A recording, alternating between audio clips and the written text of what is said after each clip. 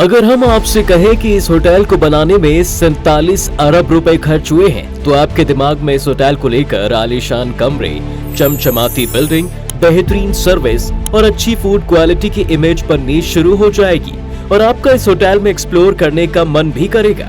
लेकिन क्या हो अगर आप इस होटल के अंदर दाखिल हो तो वहाँ सिर्फ अंधेरा ही अंधेरा मिले, चारों तरफ वीरानी ही वीरानी हो और सन्नाटा इतना कि आपके रोंगटे खड़े हो जाएं। और ये किसी हिंदी के नोवेल की कहानी नहीं बल्कि हकीकत है। इस होटल की कहानी को समझने के लिए आपको थोड़ा पीछे लेकर चलते हैं। नॉर्थ कोरिया की कैपिटल प्योंगयांग में पिरामिड जैसे आकार और नुकीले सिरे वाली 330 मीटर ऊंची इस बिल्डिंग का नाम है hotel ryugyong।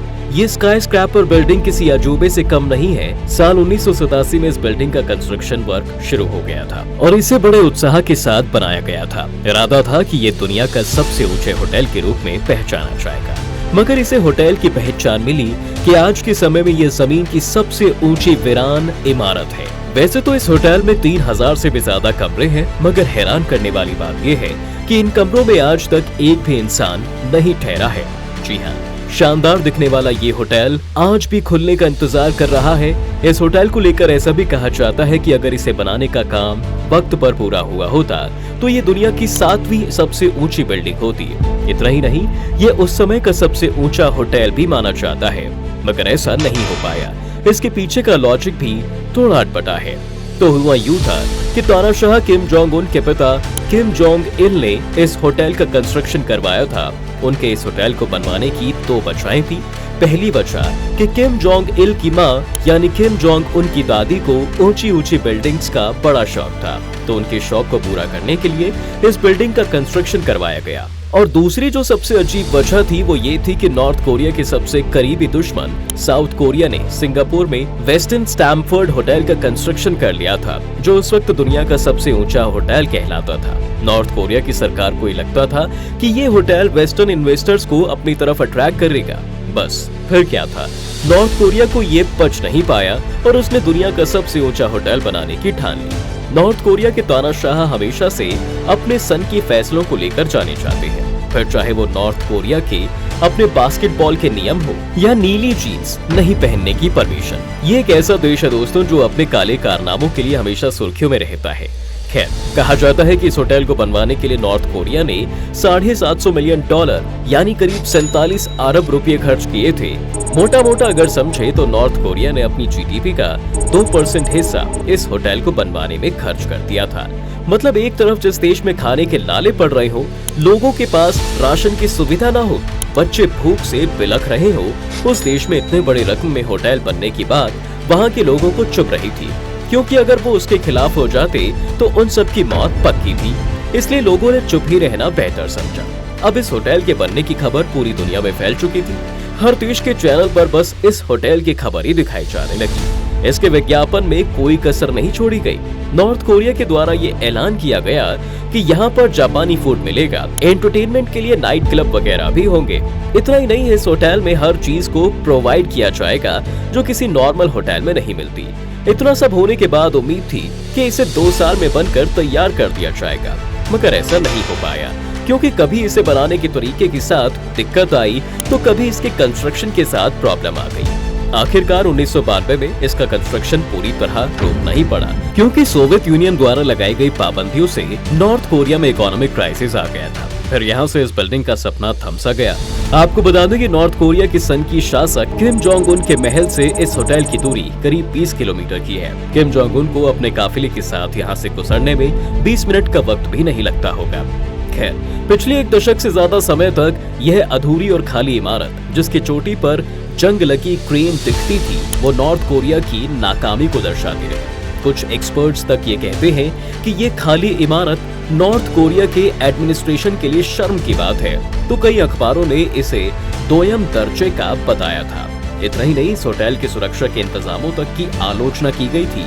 European union chamber of commerce के एक डेलीगेशन ने इस इमारत की जांच की थी और कहा था ये दुनिया की सबसे वाहियात बिल्डिंग है उनका कहना था कि अब इसके स्ट्रक्चर को ठीक भी नहीं किया जा सकता, क्योंकि जब काम पूरी तरह से रुका तो इसमें वो रौनक नहीं थी जो इसके कंस्ट्रक्शन के वक्त लगने शुरू हुई थी। और हद तो तब हो गई जब मीडिया ने इसे शापित होटल और भूतहा होटल का नाम दे दिया था। इतना ही नहीं, अमेरिकी मैगजीन स्क्वायर ने इसे मानव इतिहास की सबसे खराब बिल्डिंग करार दिया था। ये सब चीजें चलती रही और फिर आता है साल 2008, जब मिस्र की एक टेलीकम्युनिकेशन कंपनी ऑरोस्कॉम टेलीकॉम ने नॉर्थ कोरिया की एक लोकल कंपनी के साथ मिलकर इसकी दोबारा से मरम्मत शुरू करवाई, क्योंकि नॉर्थ कोरिया का इरादा शहर को खूबसूरत करने को लेकर था।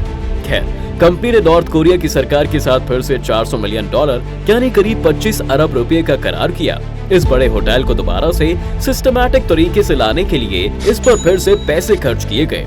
इस तरह से इस होटल का कंस्ट्रक्शन वर्क दोबारा से शुरू हो गया। टावर के सीमेंट को ढकने के लिए शीशे के पैनल लगाए गए।